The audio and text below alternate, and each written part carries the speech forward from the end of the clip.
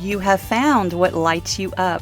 I'm your host, Sunny the Life Coach, and I'm here because I see you searching for something or someone out there to help you feel better. Something to take away the pain that you're feeling, the inadequacies. I know all of the things that happen in life can leave you feeling empty. Your search is over. This podcast is all about finding your own freedom and power to love yourself enough to shine in the ways you were always meant to, the ways in which you are already fully capable of. If you're ready for some real talk, some serious truth bombs, and a few F-bombs, you are in the right place. Let's do this. Let's get lit.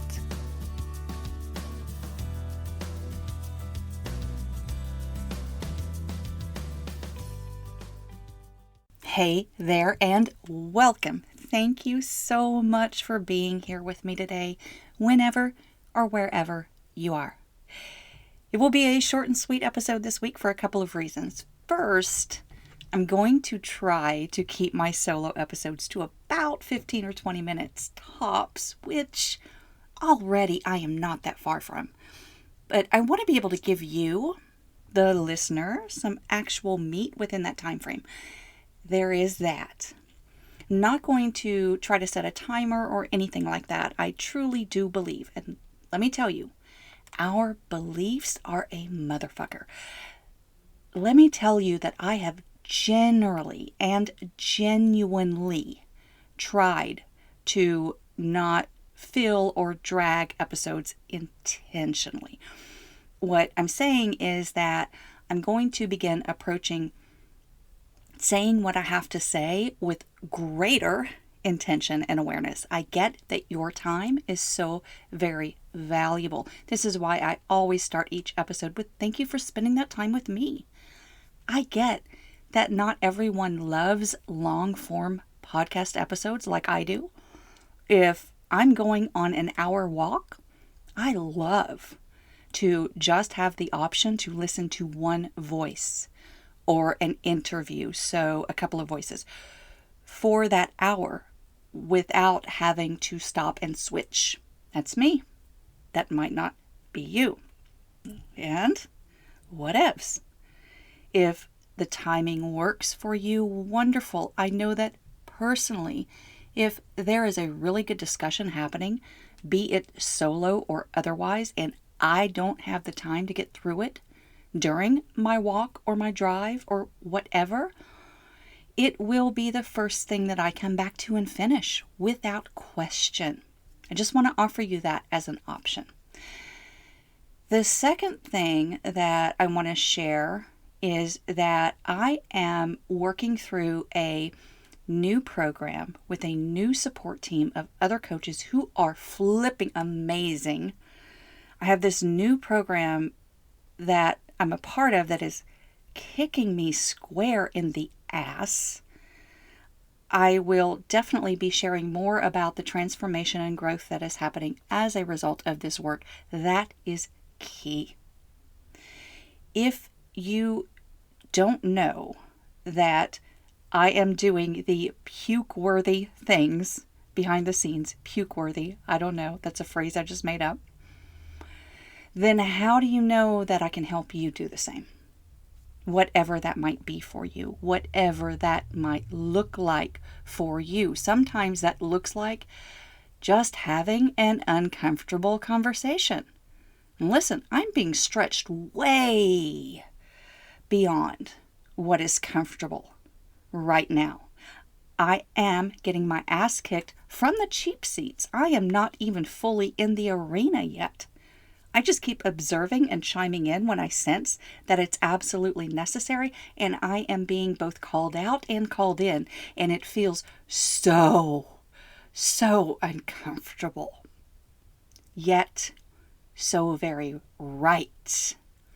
And it reminds me, I had a Facebook memory pop up today of King and Connor and I being at Grand Canyon on the Grand Canyon Skywalk about, gosh, I can't remember. I think it was about 6 years ago. Oh, I don't know. I'm not looking at it right now. I'm talking. But I know he was 7. He was 7 years old in those pictures. It was just the most precious thing. It was a beautiful, beautiful experience. And Grand Canyon West, by the way, if you're not familiar with it, Grand Canyon West is where the Skywalk is. So if you want to plan a trip out there, definitely, highly, highly recommend it. It's pretty wonderful, but no matter where you are going, no matter what part of the Grand Canyon entrance, I think there's a west, a south, and a north, right? So if you've never been to the Grand Canyon, there is a long drive through a whole lot of nothing, no matter which way you are approaching it. We've been to both the South Rim and Grand Canyon West at this point. We were not able to go north as we were traveling recently for spring break. We actually tried to swing around by the North Rim, but it was closed for winter. So there's that. But either way that you enter this such a majestic place, you are likely crossing through the res to get there. And it's a whole experience there. Driving through the res or the reservations as you're driving or riding as a passenger and just wondering, what must it be like to live this life out in the middle of nowhere and yet so close to one of the most majestic sights in the world? Like one of the 7 wonders, right? And when you finally get there, you're still not there. I'm talking about Grand Canyon West now. I'm back to the West. You have to get a bus and then make stops all along the way until you get to the Skywalk, and that's going to be your last stop. I want to say there are like 4 or 5 different stops. You can choose to get off the bus or stay on the bus, whatever, but you're going to take a bus through several stops to get to that Skywalk. And then I actually like that. Let me back up just a second. You take this bus and you can choose to get off on this stop or stay. You can get off on this stop and you can go and visit some teepees or, some different experiences. There's a gift shop here and there's an old Wild West thing here, and there are just different experiences along the way. You can stay on the bus or you can get off and you can catch the next bus. But the last stop is going to be the Skywalk. And then you get there and you have to put these booties on over your shoes so that you keep the glass clean and you don't scratch it up with any pebbles or things that you may have picked up in your shoes along the way, so that you don't scratch or anything else. And you walk on this glass path that is literally hanging out over the Grand Canyon. It's like there's nothing holding you up. And that feels unnerving. You get woozy. If you're like me, your vertigo kicks in and things start to spin a little bit. Like, I've always been prone to vertigo, and it is coming on with more and more of a vengeance the older that I get, which is so wild. And you have these thoughts like, wait a minute, I don't feel grounded. I don't feel safe. What if the glass breaks? What if I fall? What if I die? This is what I want you to know. Your brain is always going to offer you the worst case scenario, no matter what is happening in your life, or whether you're standing on that glass or whether you're standing squarely on the ground a mile away from it. You're always going to feel that absolutely sick, I want to puke feeling. Puke worthy. Was that the phrase that I used? Oh, so good. Like, some of you all may still be into thrill rides at an amusement park. Why do you want to stand in line for an hour or more to go on that roller coaster and have the shit scared out of you? Because it means you are alive. Because you get to feel it. Because you get to put your arms up and let go for a few minutes, and hopefully you are not thinking, what if this is the moment a mechanical failure happens and I die? What if you don't? What if the glass doesn't break from under you? And what if the roller coaster doesn't go off the track? What if you just, live? Take a risk, take a chance, make a change? The day that this episode is released is also the first day of a 2-day event hosted by the school that I studied with for the first time in over 2 years. And you may recall that I talked about this before in March 2020 when all of my new coach friends came to Dallas from all over the U.S. and the world in order to attend an event that was canceled before some of their planes even took off. But we still made the most of it, and we still created amazing experiences and connections. Holed up in our Airbnb, trying to stay out of the monsoon that was happening. Oh my God, the torrential rain that came down too, on top of everything. Almost felt like a little bit of a cleansing.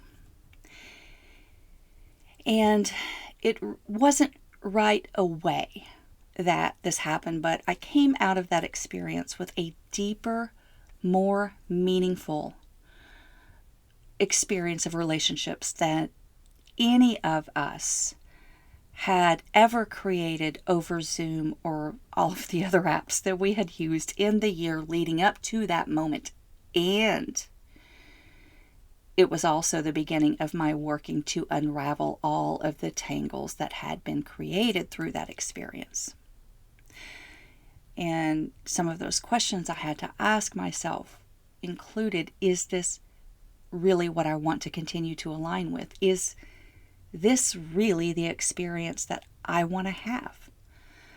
Because we got a slight little taste, by the way. The hotel had to shut down the conference due to statewide orders of how many people could gather in a room or, in the same place. But there were still little smaller gatherings that ended up happening in common areas of that hotel. And I have to say, I have done some reflecting on that, how it all played out.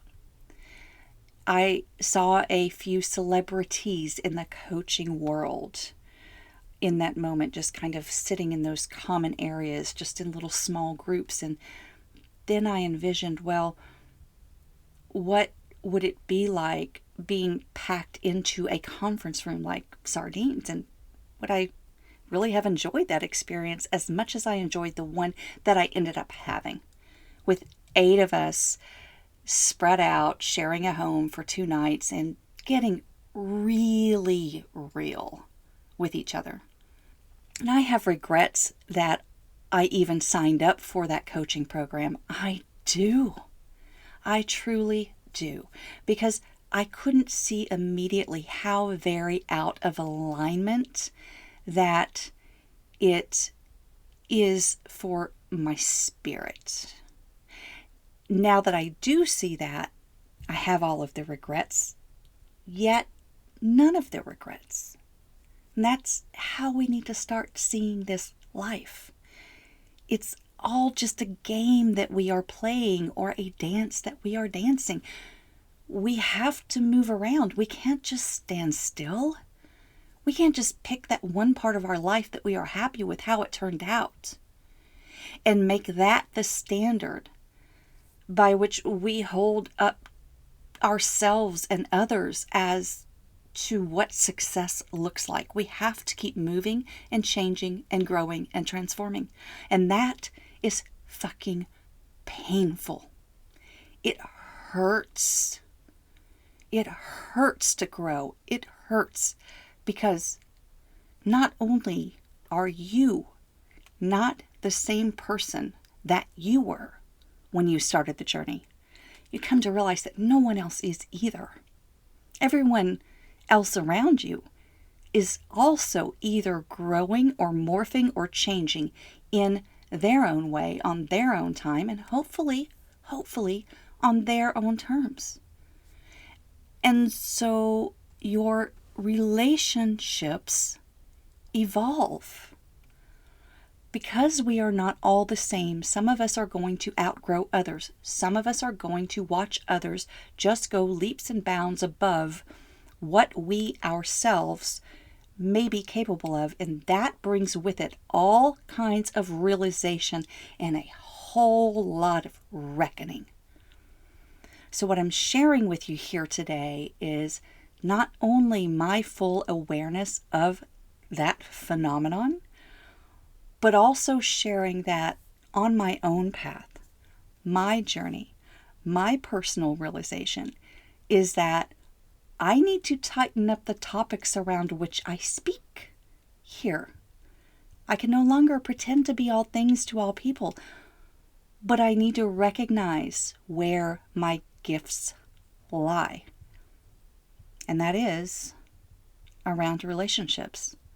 Believe it or not, especially the contentious ones. If you want to talk about where I'm willing to get into the arena to really step in, that is where it is. What is the hardest relationship you can think of? What is the topic you have been avoiding? With whom have you been avoiding talking about this with, and why? Well, I can tell you from my personal experience, it is all about rejection. But we're going to have to dig into that later because I'm going to keep this brief, right? Now, last week I had a conversation with my friend Mark that I hope many of you listened to. And I look back on that conversation and I can see clearly that the only way that it happened was because of the relationship that we have. And we spoke very candidly about how to have the hard discussions, or at least how to approach them. And I've had a couple of offline conversations since with some of you who are still walking on eggshells and wondering if you're good enough to speak up and ask questions. That's where I'm going. That is what lights me up. I'm still going to do interviews, which, in my opinion, have always been around some kind of hard relationship, even if it's at the level of having a relationship with self and self-acceptance. I'm still going to keep doing those things. I'm just really going to dial in the topics and bring it back to how we humans interact with one another and get into why it is so hard to approach certain people or certain topics in our lives. In the process, there may be a little bit of revamping in terms of the description of this podcast and etc. So just be aware. The wheels are spinning. Things are happening behind the scenes. I'm also working to elevate my online presence. I have honestly been hiding from that. That is not the part of this business that I am interested in. I am interested in making connections, real and meaningful and lasting connections. I do not want to be a number in a conference room. I want to be the only light you can see. One of the things that my coach and I decided this morning was that I was going to start a What Lights You Up Live on YouTube. So that is going to bring up all kinds of drama for me because I'm super comfortable now being behind the microphone, but being on camera is, I don't want to. I just don't. But I'm going to start that this week. That is my challenge. And while I am still figuring out exactly what that timing is going to be, I commit to right here and now today that I will have set a day and time that I do this so that you can see me talking live for this podcast, or you can catch the recording later right here, just as you always have.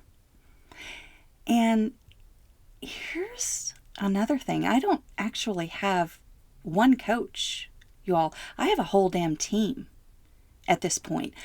I have the program leader who I spoke with this morning, the program that I mentioned at the top of this episode. Trust me, you're going to hear so much more about her as I progress. I also have a one-on-one coach. I have my peer group that I check in with weekly. I have my bestie, Leanna. I have a whole freaking team of amazing supportive humans. I have no excuses. I have all of the regrets, yet none at all. Because everything happens exactly the way it was supposed to happen. So I want to ask you now, who is on your team? Who is on your team? As Rumi says, half of life is lost in charming others. The other half of life is lost in going through anxieties caused by others. Leave this game. You have played enough. Yeah, I'm right there in half of my life, charming others. Yes, sir. Thank you. A couple of years ago, I would have told you that my team consisted of hundreds of others in a community that is converging on Austin as I record this. And while I plan to keep my happy ass firmly planted right here and keep connecting on Zoom with my friends around the world, that is what is happening. In fact, my Aussie friend is holding a virtual conference in about 20 minutes, so we got to wrap this up. But I didn't know then what I know now.